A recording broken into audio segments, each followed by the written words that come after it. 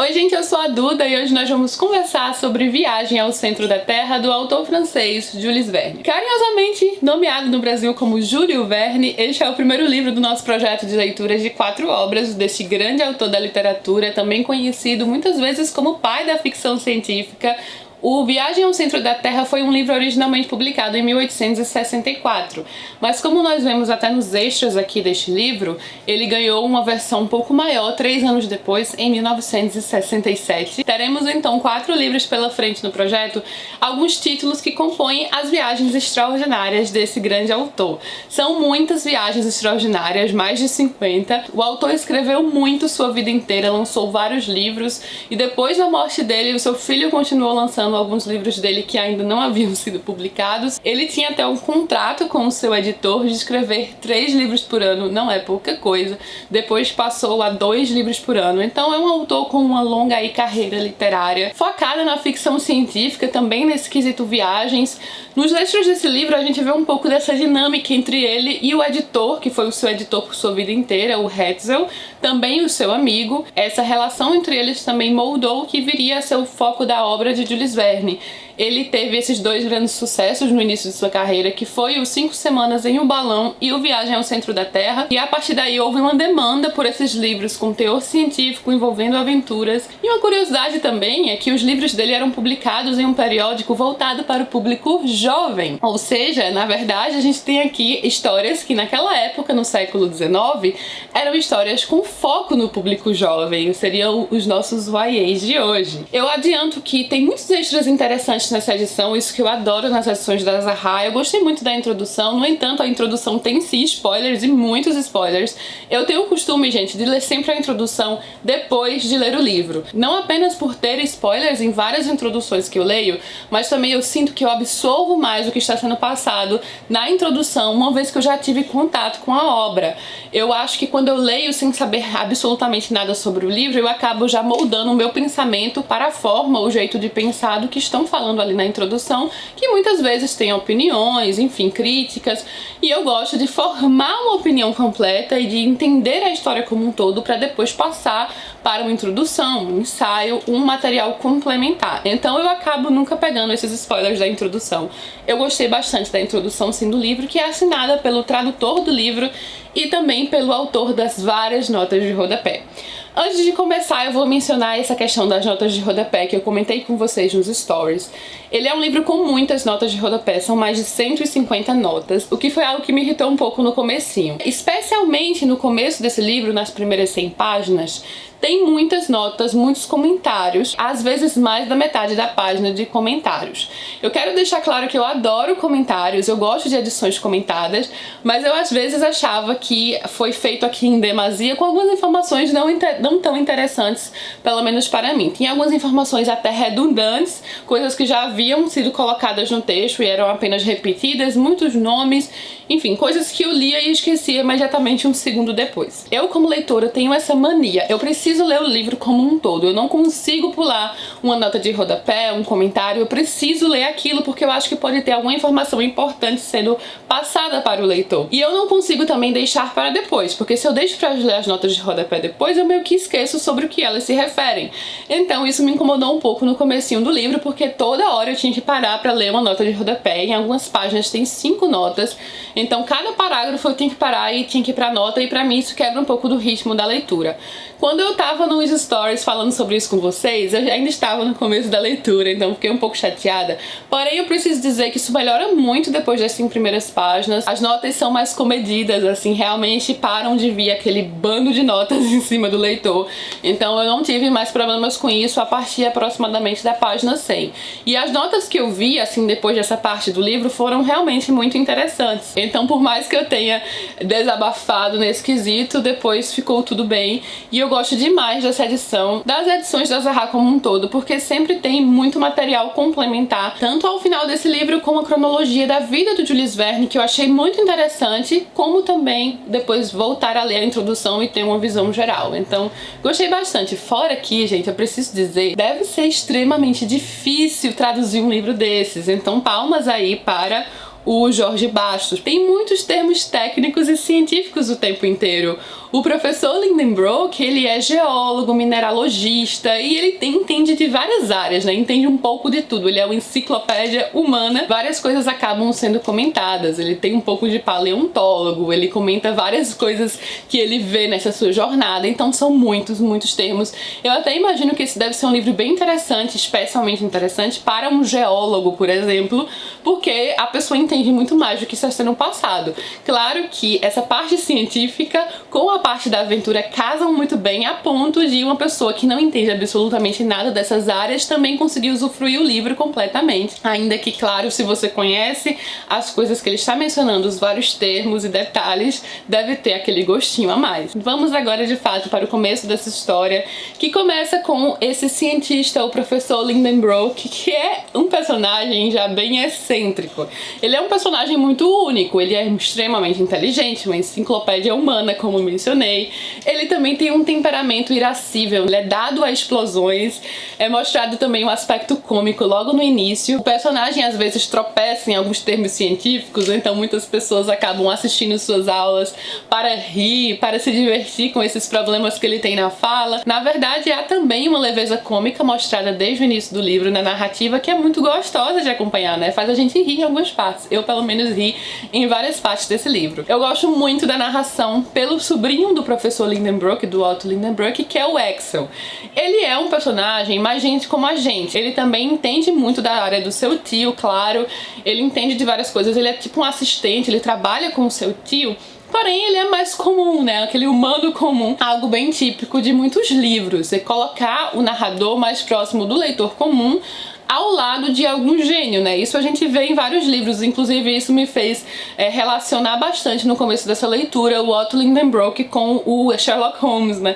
Tanto em questão de fisionomia, aquele homem alto, magro, como a questão da enciclopédia humana, do temperamento excêntrico, ainda que o temperamento dos dois sim seja diferente. O Otto é mais dado àquelas explosões, a uma impetuosidade, ele é mais explosivo, assim, ele é mais imediatista, enquanto o Axel é meio que um oposto, muito mais ponderado, muito mais temeroso, especialmente em relação a essa grande aventura que eles estão iniciando. E a gente se sente muito como o Axel, pelo menos foi o que aconteceu comigo. Uma possível viagem ao centro da Terra por conta de um manuscrito, de um documento encontrado no manuscrito antigo, é quase uma viagem suicida, né? A gente para pra pensar, porque iria muito contra tudo que era mostrado na ciência, né, as coisas estabelecidas. Inclusive, mais um destaque dos livros de Jules Verne, ele apresenta muitas vertentes de pensamentos científicos da época, até essa questão da Terra Oca, que foi sim debatida. Então ele ia mostrando vários nomes, isso é algo no livro inteiro, vários nomes reais, de pessoas reais, de pensadores, de cientistas reais, como se os personagens estivessem inclusos nesse campo científico, como se eles fossem uma das pessoas ali inseridas. O professor Otto Lidenbrock é um grande cientista e pensador do seu tempo, bem polêmico também. O conhecimento do Jules Verne nesse sentido é muito amplo, né? Ele era uma pessoa que realmente se mostrava a par das coisas que estavam acontecendo no seu tempo e colocou isso em seus livros, mas todo o seu talento literário também tornou isso muito mais interessante. E isso acabava servindo como um ponto de partida para suas histórias extraordinárias, grandes aventuras em que ele ia usar esse pretexto assim de algumas coisas que estavam sendo debatidas e partir nessa grande jornada com os personagens numa das histórias de aventuras mais legais. Ele é conhecido, né, por ter escrito muitas histórias famosíssimas até hoje de grandes viagens e grandes aventuras, então ele sabia fazer isso muito bem. Voltando ao que eu estava falando, o fato da gente acompanhar pelos olhos do Axel deixa a gente mais próximo ali aos sentimentos dele, aos temores dele, dá aquele medinho de início de viagem. Ao mesmo tempo ele é muito contaminado também pela excitação do seu tio, pela vontade do seu tio de explorar tanto, e eles partem então rumo à Islândia. Essa parte do relato de viagem, aliás, todos os relatos mostrados, eles são bem detalhados. É um livro fino, relativamente fino, mas ele mostra com muitos detalhes a atmosfera, os cenários, as pessoas. Então ele vai passando por tudo isso como um relato de viagem. O Jules Verne adorava isso, ele gostava muito de viagens, ele empreendeu muitas viagens em sua vida. A gente vê nas notas ao final desse livro as várias viagens que ele fez francês, ele tinha até um barco, ele teve vários barcos na verdade, e ele gostava de explorar, ele saía viajando por vários países, então ele tinha essa paixão por viagens e também entrou em contato com viajantes, com pessoas que conversavam com ele lia relatos, e isso, claro, ajudou bastante a estimular essa imaginação de criar tantas histórias legais pra gente. Então, ele vai mostrando tudo isso como um relato de viagem até chegar de fato na questão do centro da Terra, né? De entrar a partir dos Néfels, desse vulcão inativo. A chegada, na verdade, na Islândia é muito importante porque nós teremos mais um dos nossos personagens protagonistas, que é o Hans. O Hans também é um personagem bem único porque ele é muito diferente tanto do Axel quanto do professor. Totalmente diferente. Ele é esse homem mais de ação, esse homem calado. Ele beira o impossível, né? Eu não consegui imaginar uma pessoa que simplesmente faz o que é mandado, simplesmente está ali para fazer o que for preciso, sem qualquer opinião a respeito do que está sendo mostrado. Ele simplesmente vai com o fluxo. Ele permanece impassível, ele não tem medo, ele não tem nada. Ele é um personagem bem legal na história, aliás, um personagem importantíssimo para o rumo dos acontecimentos. Sem ele, a viagem não teria dado certo, porque foi essencial em vários momentos. Mas ele é um personagem que eu gostaria de ter visto mais aqui, mais interação, sabe? Ele me parece tão impossível como um ser humano, quase robótico em alguns momentos, né? Alguém que está ali para simplesmente seguir as vontades do professor Lindenbrook, independente de colocar sua vida em risco ou não, ou de acordo com o que for preciso. Mas é um personagem interessante porque ele vai ter essa quebra de personalidade aí em relação a esses dois que estão sendo mostrados. Quando eles chegam de fato aos Néfels é que a aventura vai começar, né? Pelo menos a grande aventura. E todos os temores do pobre do Axel serão colocados aí à prova. Eu me identifiquei muito com o Axel porque a gente vê de fato como quase uma viagem suicida, né? Como voltar do centro da Terra, o que poderia ser encontrado por lá. E aqui o autor começa a colocar vários percalços no caminho tão interessantes, porque sempre há alguma dificuldade acontecendo, sendo a primeira delas, claro, a questão primordial da água, que começa a acabar e simplesmente não há outra fonte. Então aí começa a questão da sede, que é uma grande dificuldade que a gente se relaciona e quase sofre junto. A segunda grande dificuldade, que vai dar toda essa dinâmica aí e mexer um pouco com os acontecimentos depois da questão da água, é quando o Axel se perde dos seus companheiros. Imagina então a agonia de se perder nos confins da Terra, num local labiríntico, totalmente escuro, e essa é uma parte muito decisiva e importante para o Axel nessa jornada, e ele passa por grandes dificuldades, a ponto de passar dias, né, sozinho. Essas dificuldades que vão sendo apresentadas é o que vai dar uma dinâmica e uma mexida nos acontecimentos, porque de forma geral, a gente até percebe essa descida ao centro da Terra. Pelas formas que as coisas aconteciam, é quase impossível imaginar eles saírem ilesos disso, sobreviventes. Pra mim, várias passagens é até aquela vibe de desenho animado, sabe? Em que uma pessoa normal teria morrido 1000 vezes e os personagens estavam ali vivos ainda. Então, o que dá uma certa dinâmica e mexida nos acontecimentos é essa questão das dificuldades apresentadas, essa questão da água, a questão do sumiço, do Axel. E claro, assim que ele é encontrado, quando ele está bem, é que eles chegam àquele mar, aquela coisa ali completamente inesperada. Claro que dá um gosto a mais especial no livro a forma como o Jules Verne apresenta essas coisas, essas questões, a impossibilidade em relação a todo o pensamento científico vigente e o que eles estão vendo, e mesmo, claro, a travessia no mar, naquela tempestade elétrica, em que mais uma vez os personagens, como sobreviveram, deveriam ter morrido 1000 vezes, quase como se a sorte estivesse sempre ao favor deles. Tanto é que eles acabam voltando para um ponto específico que eles precisavam estar quando eles estavam indo para o outro lado. Eles iam atravessar aquele mar, aquele oceano que encontraram, e acabaram voltando apenas para um local meio distante de onde estavam quando iniciaram a jornada. E ali estava, mais uma vez, a assinatura do Arne Saknussemm, eu não sei como pronuncia, em um local em que eles precisavam estar e onde eles fizeram novas descobertas, inclusive uma espécie de homem pré-histórico gigante, né, junto com os elefantes, enfim, aqueles animais pré-históricos numa floresta. Eu nem lembrava dessa questão que eles encontravam um ser humano, eu já tinha lido o livro, né, eu não lembrava de alguns detalhes, mas especialmente dessa questão deles encontrarem um ser semelhante a um ser humano tradicional. Eu não vou entrar no campo do que parece ser improvável, porque muitas coisas nessa jornada são extremamente improváveis, mas estamos falando aqui de ser levados pela realidade do livro, né? Essa é a parte mais divertida.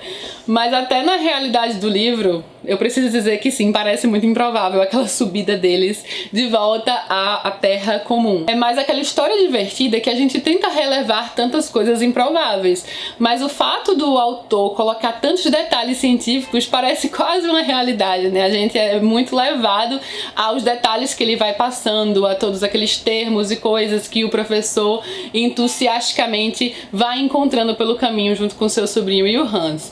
Então isso é o que dá uma vivacidade à história, né? Até a autenticidade à história, por mais improvável que ela seja, a gente é levado aí pelos acontecimentos. Não à toa ficou como um dos mais famosos livros do Jules Verne. Realmente ele é um livro muito divertido, pelos personagens, por toda a excentricidade do professor, que em alguns momentos é rude, mas em outros ele é muito terno, né? Ele mostra o seu amor pelo sobrinho, sua preocupação pelo sobrinho, toda aquela vibe dos exploradores, dos primeiros exploradores, do medo do que poderia ser encontrado, da excitação pelo que poderia ser encontrado. Até ele faz até alguns paralelos, assim, algumas menções.